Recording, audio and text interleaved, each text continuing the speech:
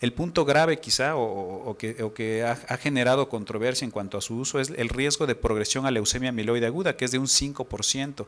En estudios comparativos del desarrollo de progresión a leucemia mieloide aguda contra placebo se ve que hay una tendencia a un incremento en el desarrollo de leucemia mieloide aguda con romiplastim. Sin embargo, pues no es estadísticamente significativo, pero todo indica que habrá que tener mucho cuidado con el romiplastim. Cosa distinta, por ejemplo, con el trombopag, donde parece que estudios recientes están arrojando mejores resultados, pero siempre existirá esta situación de riesgo. Hay incluso también manera de poder predecir la respuesta al romiplastim. Sobre todo se recomendaría para pacientes entonces con síndrome mielodisplásico con baja cuenta de blastos, por el riesgo que decíamos, y se ha visto que justamente los pacientes con más de 20,000 plaquetas tienen mejores respuestas, lo cual indicaría pues que estaríamos quitando de las posibilidades del tratamiento a pacientes que en realidad sí requieren esta terapia. Además, pudiera tener algún papel en cuanto a la administración concomitante de terapias hipometilantes o lenalidomida, donde ambas provocan trombocitopenia y lo único que ha logrado es que el ciclo no se retrase, pero no ha generado ningún beneficio mayor. Habría que medir los niveles de trombopoyetina y tener un bajo requerimiento transfusional de plaquetas, un bajo historial transfusional para decir que el paciente tiene alta posibilidad de respuesta a romiplastim. Ahora, ¿qué hacemos con la terapia inmunosupresora? Todos sabemos que el síndrome mielodisplásico, sobre todo el de riesgo bajo, tiene un contexto de autoinmunidad. Se han utilizado diferentes fármacos para actuar en el síndrome mielodisplásico que han logrado respuestas variables, tanto en el riesgo bajo, que es donde más se utiliza, pero vean cómo incluso en el riesgo alto también se generan cierto grado de respuestas con terapias inmunosupresoras como ciclosporina, globulina antitimocito, alemtuzumab, lenalidomida, talidomida. Quizá globulina titimocito sea una de las mejores herramientas con las que dispongamos. Esta, independientemente de la depresión de linfocitos T, también genera afección en linfocitos B, inhibe la adhesión de leucocitos al endotelio, interfiere con células dendríticas, induce linfocitos T reguladores. Todo eso tiene un fenómeno pues, de generar inmunorregulación, independientemente de la eliminación de linfocitos T. Vemos los estudios con globulina antitimocito. He de mencionarles que la mayoría de los estudios se realizan con globulina antitimocito de origen equino, de la cual no está disponible. Nosotros generalmente tenemos globulina antitimocito de conejo, la cual, a diferencia de lo que ya sabemos en anemia plástica, donde la globulina antitimocito de conejo ha producido menores respuestas, en el caso del síndrome mielodisplásico pareciera que no está generando gran diferencia en los resultados.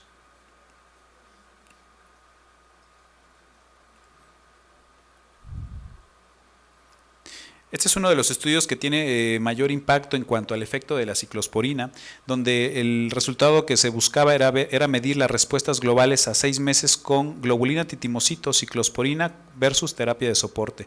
Se ve que las respuestas globales a 6 meses fueron de un 29% contra un 9% contra la terapia de soporte. Vemos acá que la situación de supervivencia global, sin embargo, aparentemente beneficiaría la terapia de soporte, sin embargo no fue estadísticamente significativo. Y la otra situación, las infecciones, todos imaginamos que con la terapia inmunosupresora tan potente que implica la globulina antitimocito implica más riesgo de infecciones. Bueno, sí se ve un incremento, vean incluso el doble contra terapia de soporte, pero tampoco es una situación que sea prohibitiva para intentar en un paciente. ¿Cómo podemos evaluar la posibilidad de que un paciente responda a globulina antitimocito? Esta es una de las formas en las que podemos definir esto. Aquí por la edad del paciente sumada más el número de meses que ha tenido de dependencia transfusional, sacamos un número y de ese número podemos definir en relación a la presencia o ausencia del DR15 si el paciente tiene buena posibilidad de responder al tratamiento. Tenemos aquí un ejemplo, un paciente de 50 años de edad, ya tiene ahí 50 puntos, con síndrome mielodisplásico de morfología obviamente favorable. Tiene un año de dependencia transfusional, es decir, 12 puntos. En total da 62 puntos. Si fuera HLA-DR15 positivo, es decir, esto, las posibilidades de respuesta serían buenas, ¿no? Esta de acá, perdón, 41 a 100%. Sin embargo, si el HLA-DR15 es negativo, ya superó 57, porque tiene 62, recuerden.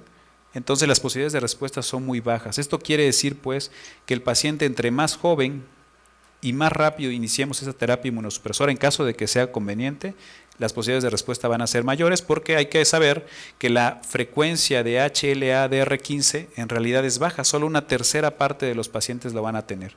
Entonces, en general, esperemos que salga siempre negativo. ¿Y cuál es la conclusión de la globulina antitimocito? Pues que hay que darla a esta dosis, que es la que se ha utilizado sobre todo en síndrome mielodisplásico, que es un poco menor a anemia plástica, con ciclosporina. ¿Cuáles son los candidatos? Entonces, en general diríamos que son pacientes menores de 50 años de edad, con síndrome mielodisplásico de riesgo bajo, sobre todo con baja cuenta de blastos, y aparentemente beneficia la situación de que tenga una médula ósea hipocelular, o sea, un síndrome mielodisplásico hipoplásico, y lo que ya decíamos del HLA-DR15 que esté presente. Ahora algo que tenemos más a la mano, la ciclosporina. La ciclosporina es una terapia que hemos utilizado de manera amplia en el síndrome mielodisplásico y sobre todo vemos acá diferentes estudios. Vean las referencias, son la verdad es que bastante ya clásicas, pero la verdad es que es lo que se tiene como la mejor evidencia para poder indicar ciclosporina en el paciente con síndrome mielodisplásico. En este grupo de pacientes, por ejemplo, 17 pacientes, la dosis de 2 a 6 miligramos por kilo al día de ciclosporina generó respuestas globales de un 82%. Esto generalmente ocurría a 3 meses de iniciado el tratamiento, con eventos adversos aceptables, 17%, y aquí lo que llamó la atención, independencia transfusional en un 70% de los pacientes, lo cual luce bastante bueno, bastante prometedor para los pacientes con síndrome mielodisplásico. Este es un estudio retrospectivo con 50 pacientes, muchos tenían anemia refractaria simple, quiere decir esto, 94%, igual a dosis entre 2 y 6 miligramos por kilo día. Las respuestas están alrededor de un 60%, ninguno logró remisión completa. Esto quiere decir que tendríamos que esperar al menos unos 2 a 3 meses antes de decidir que la ciclosporina no fue útil. Hay que continuarla por ese lapso para esperar la respuesta, eventos adversos bastante aceptables, ¿no? Vemos acá respuestas muy similares, alrededor del 50-60%. Pocos pacientes logran independencia transfusional, a diferencia de lo que veíamos acá. Y habría que esperar, decíamos, un lapso de 1 a 3 meses para que se obtenga la respuesta, la mejoría hematológica. ¿Cuál es la recomendación entonces de ciclosporina? 3 a 5 miligramos por kilo día, buscando tener niveles séricos mayor a 200 nanogramos por mililitro.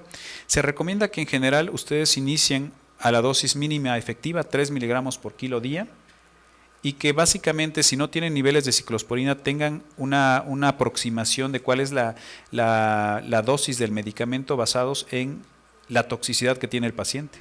Es decir, si el paciente tiene ictericia, si tiene elevación de creatinina, seguramente estamos pasados de la dosis, habrá que hacer una reducción de la misma, ¿no? Eso en el caso de que no tuvieran niveles séricos, de manera ideal tenerlos arriba de 200 nanogramos por mililitro. ¿Cuáles serían los candidatos? Serían pacientes de síndrome mielodisplásico de riesgo bajo, con HLA-DR15 positivo, clon HPN, y la duración de la respuesta pues es bastante buena, en promedio año y medio, 2 años. Otro caballito de batalla del síndrome mielodisplásico es la talidomida. La dosis que se ha utilizado en diferentes estudios ha oscilado de 150 a 300 miligramos al día. Aquí ya no, con respuestas ya no tan buenas, alrededor de un 20%, de un 15% de respuestas. Sin embargo, no logra remisiones completas, ni logra independencia transfusional. El inicio de la respuesta también es lento, hay que esperar hasta 4 meses para ver la respuesta o la mejoría hematológica. Y la duración de la respuesta tampoco es tan prolongada, alrededor de 10 meses, con efectos secundarios, pues bastante, en algunos de los casos, en algunos de los estudios, bastante intensos, que generan incluso suspensión del tratamiento. La supervivencia global que se ha visto en estos pacientes de riesgo bajo es alrededor de 17 meses con talidomida, la mitad, menos de la mitad incluso en pacientes de riesgo alto. Incluso hay un estudio por ahí, retrospectivo y pequeñito, donde utilizaron 50 miligramos al día y generaba respuestas de 21%. Entonces, ¿cuál es la recomendación para talidomida? Dosis alrededor de 100 a 200 miligramos al día. Quizá más de 200 sea difícil que su paciente lo tolere. Hay que darlo sobre todo por la noche, por los efectos secundarios. Mantenerlo al menos 6 meses. Y hay que considerarlo para una segunda o tercera línea de tratamiento, sobre todo en pacientes de riesgo bajo, con baja cantidad de blastos y sobre todo que no tengan trombocitopenia. Pacientes con trombocitopenia generalmente responden todavía menos. ¿Qué hacemos con los esteroides que utilizamos mucho? Se han obtenido respuestas variables 10 a 20%. Sobre todo lo recomendaría cuando se da en combinación con otras estrategias de tratamiento y en dosis bajas, pero sobre todo habría que intentar que fuera por periodos cortos. El danazol igualmente, respuestas variables de un 19%. Lo puse en el grupo de inmunosupresores por el efecto que tiene similar a esteroides de inhibir citocinas. En síndrome mielodisplásico, sobre todo con trombocitopenia, sería una buena opción de tratamiento. La dosis que se recomienda es de 200 miligramos al día. Generalmente hay que iniciar con 400 miligramos al día o quizá menos, 300 al día e ir haciendo un incremento progresivo de la dosis.